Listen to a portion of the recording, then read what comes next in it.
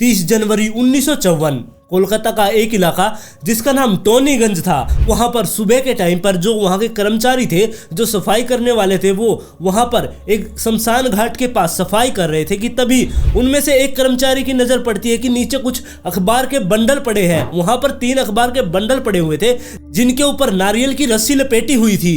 जिसके बाद वो कर्मचारी उस बंडल को उठाता है और उस रस्सी को खोलकर देखता है। उसने जैसे ही उस रस्सी को खोलकर देखा, उसकी चीखें निकल गई और जिसके बाद उसने पुलिस वालों को फोन किया और पुलिस भी मौके पर पहुंच जाती है। पुलिस वालों ने वहां पर आकर देखा, उन्होंने दोबारा से उस बंडल को उठाया और उनको खोलकर देखा तो उसके अंदर एक इंसान के शरीर के टुकड़े थे। जी हाँ, उन बंडल के अंदर एक इंसान के शरीर के टुकड़े थे। उस बंडल के अंदर एक इंसान की यहाँ से मतलब कि बाजू से यहाँ तक की दोनों हाथों की बाजू उस बंडल के अंदर कटी हुई रखी हुई थी और बाकी थोड़ा बहुत शरीर का और भी हिस्सा उन बंडल के अंदर था। जिसके बाद पुलिस वाले ये सोचने पर मजबूर हो गए थे कि इस इलाके के अंदर किसने ये बंडल फेंके होंगे और ये कौन आदमी है जिसके ये शरीर के टुकड़े हमें मिले हैं। अब ये पुलिस वालों के लिए बहुत ही भयानक केस होने वाला था, क्योंकि उनको नहीं पता था कि ये इंसान कौन है, क्योंकि उसका सिर अभी पुलिस वालों को नहीं मिला था। जिसके बाद पुलिस वाले उन टुकड़ों को उठाते हैं और वहां के एक हॉस्पिटल में जमा करवा देते हैं ताकि वो और भी इन टुकड़ों को ढूंढ सके, ताकि इस शरीर के बारे में पता चल सके कि ये शरीर है किसका। तो वो कौन इंसान था जिसके वो पुलिस वालों को टुकड़े मिले थे, वो आदमी था या कोई महिला जिसके उनको टुकड़े मिल रहे थे। इसके बारे में जानने के लिए हमें इस केस को पूरी तरह से जानना होगा। तो चलिए चलते हैं आज के केस पर। नमस्कार दोस्तों, मैं हूं अंकित और आज मैं फिर से हाजिर हूं आप सब लोगों के लिए एक और क्राइम स्टोरी लेकर। अगर आप इस चैनल पर नए हैं तो चैनल को सब्सक्राइब कर ले, वीडियो पसंद आए तो लाइक एंड शेयर जरूर करें। तो चलिए चलते हैं आज के एक और दिल दहला देने वाले एपिसोड पर।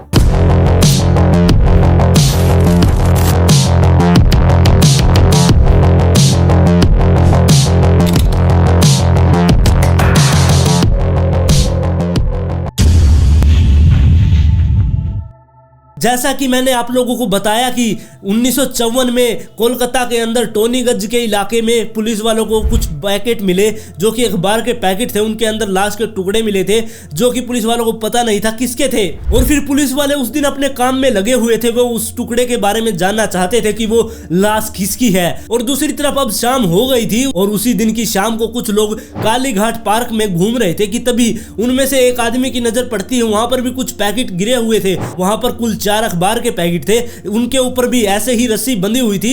इसके बाद उस आदमी ने जाकर देखा कि इनके अंदर है क्या। उस आदमी ने उस पैकेट को उठाया और उसको खोला, तब उसकी भी वहां पर चीखें निकल गई। जिसके बाद उसने तुरंत पुलिस वालों को फोन किया और पुलिस वाले भागते भागते वहां पर आ गए। उन्होंने देखा उन पैकेट के अंदर भी लाश के टुकड़े थे, मतलब कि उस पैकेट के अंदर एक इंसान के टांगों के हिस्से थे, मतलब कि उनकी घुटने से नीचे की टांग उस पैकेट के अंदर बंद थी। और एक पैकेट में एक सर था, जी हाँ एक सर, उसकी पूरी स्किन निकाली हुई थी।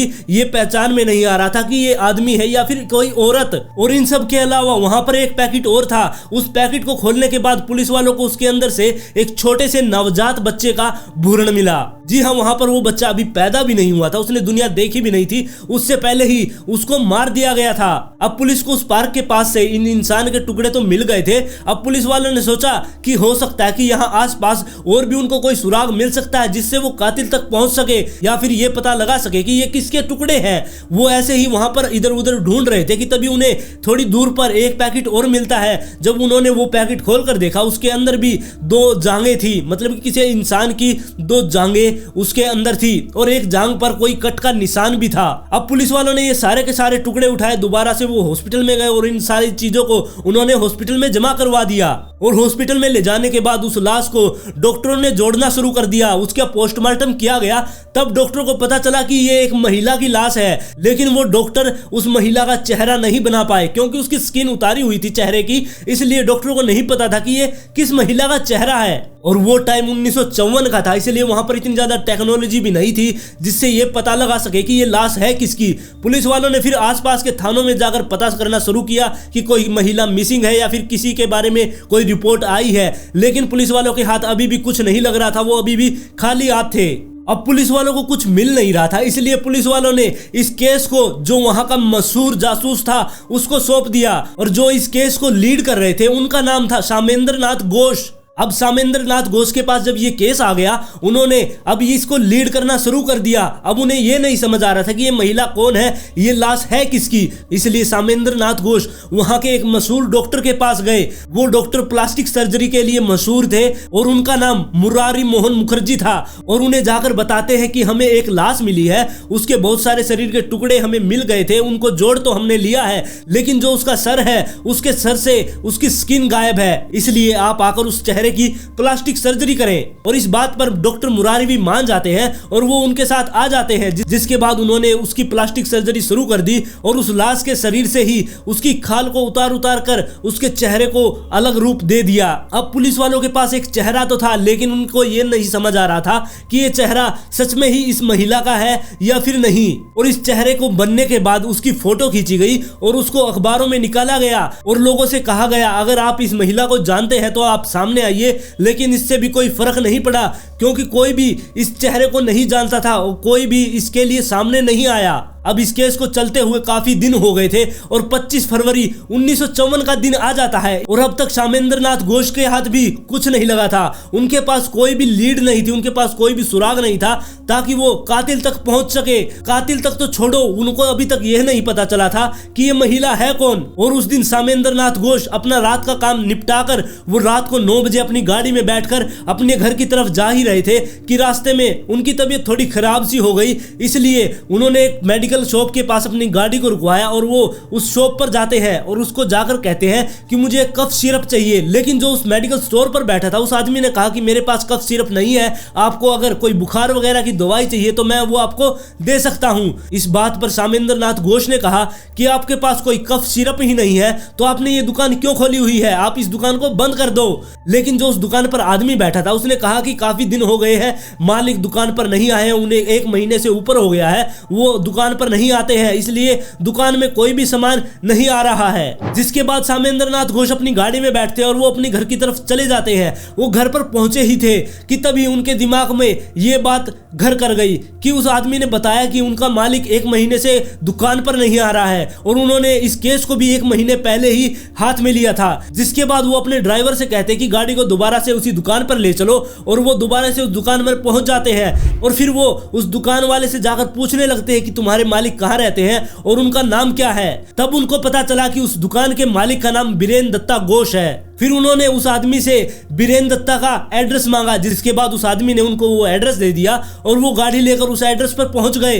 और जब उस एड्रेस पर सामेंद्र नाथ घोष पहुंचे तब उस गेट पर ताला लगा हुआ था। जिसके बाद वो वापस से बाहर आते हैं और वहां पर जो आसपास के लोग टहल रहे थे उनसे पूछने लगते हैं कि ये घर किसका है। तब उन्होंने बताया कि ये बीरेन दत्ता का है और उनसे ये पूछा गया कि ये घर कब से बंद है। तब उन लोगों ने बताया कि काफी दिन हो गए हैं, हमने उनको देखा ही नहीं है। और ये बात चल ही रही थी कि तभी वहां पर एक महिला और आ जाती है। जिसके बाद जो सामेंद्र नाथ घोष थे उन्होंने उस महिला से भी पूछा।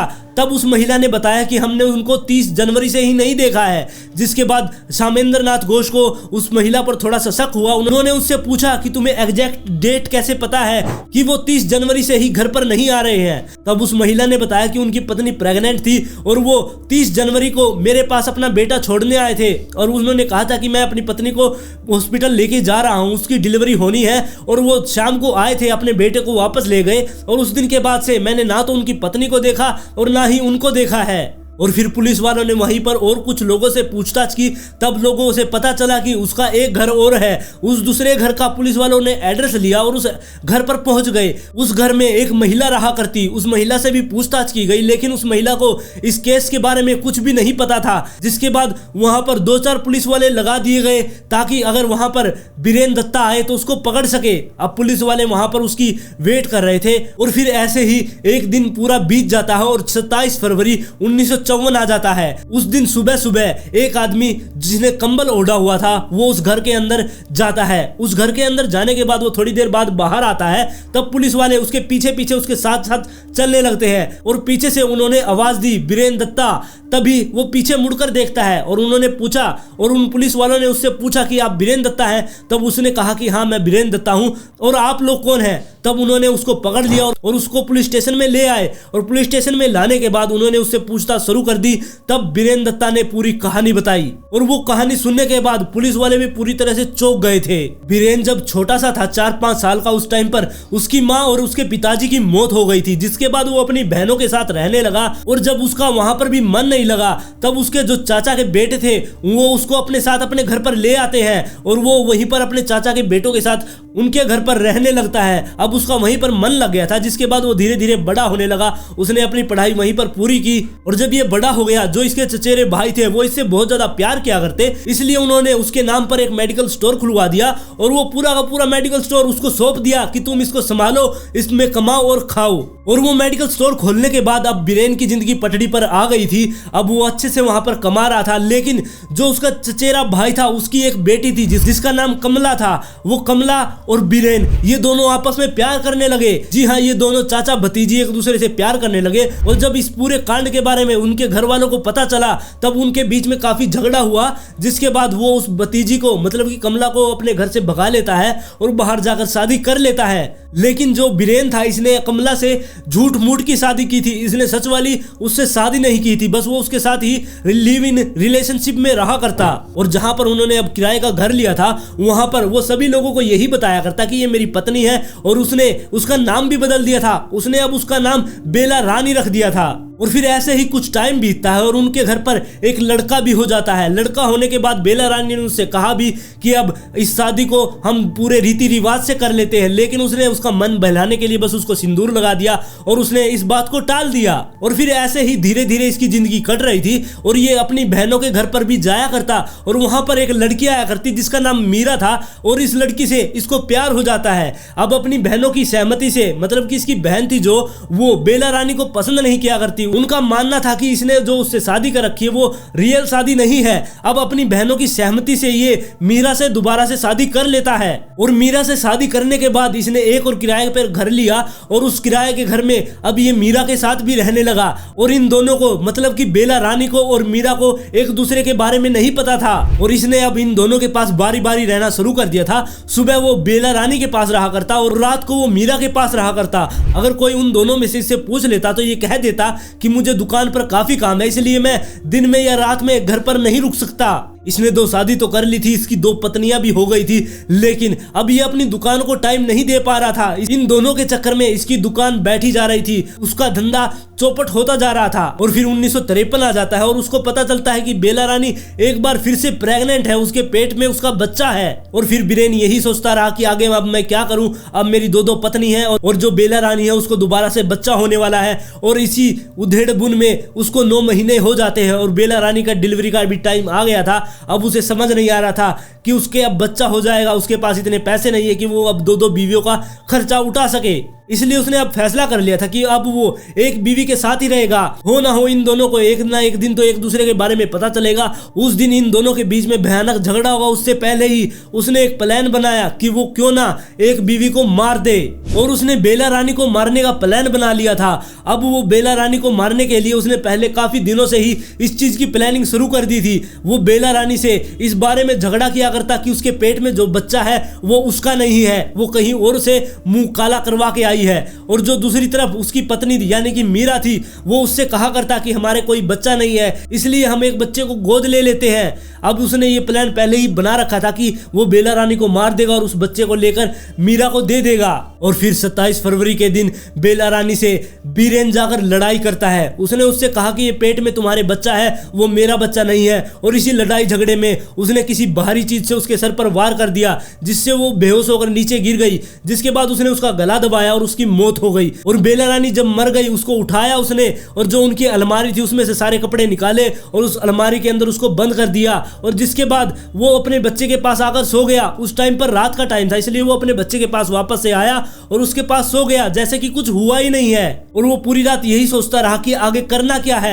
और फिर सुबह हो जाती है यानी कि 28 फरवरी। वो सुबह उठता है और जो बेला रानी की एक फ्रेंड थी जिसके पास अगर वो कहीं बाहर जाया करती, मतलब कि बेला रानी अगर मार्केट वगैरह में जाया करती करती तब वो अपना बच्चा उस महिला को सौंप कर जाया करती। इसलिए वो सुबह उठता है और वो अपने बेटे को उठाता है और उस महिला के पास पहुंच जाता है और उस महिला को उस बच्चे को सौंपता है और कहता है कि बेला रानी की अब डिलीवरी होने वाली है, इसलिए मैं हॉस्पिटल में जा रहा हूं, तब तक आप मेरे बच्चे को संभाल कर रखिए। और फिर वो सीधा ही अपनी दुकान पर पहुंचता है। वहां पर वो अखबार के बंडल को उठाता है और अपने घर की तरफ आ जाता है और साथ में ही वो नारियल की रस्सी भी लेकर आया था। घर में आने के बाद उसने वो अलमारी खोली और बेला रानी की लाश को बाहर निकाला, जिसके बाद उसने उसके टुकड़े करने शुरू कर दिए। उनके टुकड़े कर करके वो अखबार में लपेटता गया और ऊपर से रस्सी लगाता गया और उनको एक पॉलिथीन के अंदर डालता गया। अब उसने आधी लाश को काट दिया था, जिसके बाद उसको लगा कि काफी टाइम हो गया उसको इस लाश को काटते हुए, जिसके बाद वो उस लाश को वापस से उठाता है और अलमारी के अंदर डाल देता है और अलमारी बंद करने के बाद वो घर के फर्श को धोता है,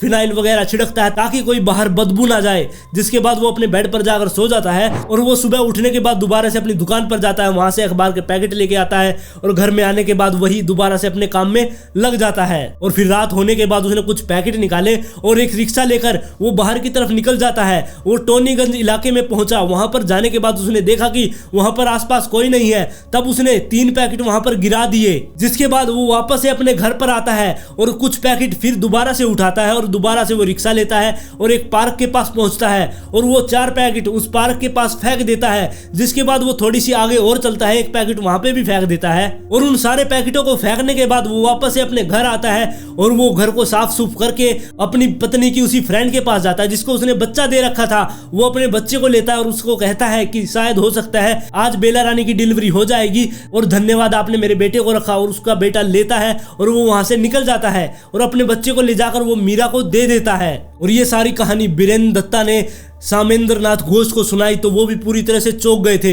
अब पुलिस वालों के पास कातिल भी था और वो लाश भी थी, लेकिन अब कंफर्म ये करना था कि ये सच में उसी महिला की लाश है। लेकिन उस टाइम पर कोई डीएनए वगैरह नहीं हुआ करते। जिसके बाद जो उसकी लाश मिली थी, उस महिला की लाश, उसकी जांघ पर एक कट का निशान था जिसके बारे में उसकी मां ने आकर बताया और उसने पहचान लिया कि वो बचपन में उसकी बेटी के पैर में कोई चोट लगी थी जिसकी वजह से उसकी जांघ पर वो कट का निशान था। इसलिए पुलिस वाले पहचान पाए कि ये और कोई नहीं बेला रानी ही है। अब सारा का सारा केस खुल चुका था, जिसके बाद इसे अदालत में ले जाया गया और अदालत में ले जाने के बाद जज ने सारा केस सुनने के बाद इसे फांसी की सजा दे दी। बीरेंद्र दत्ता को जो मौत की सजा मिली थी उसके बाद वो हाई कोर्ट में जाके अपील करता है, लेकिन हाई कोर्ट ने भी जो निचली कोर्ट थी उसकी सजा को बरकरार रखा। जिसके बाद वो सुप्रीम कोर्ट पहुंचता है और वहां पर भी उसकी सजा बरकरार रहती है और फिर 28 जनवरी 1956 के दिन उसको फांसी दे दी गई और इस तरह उस दरिंदे का अंत हो गया। इस कहानी के बारे में आप लोग अपनी राय मुझे कमेंट सेक्शन में जरूर दें।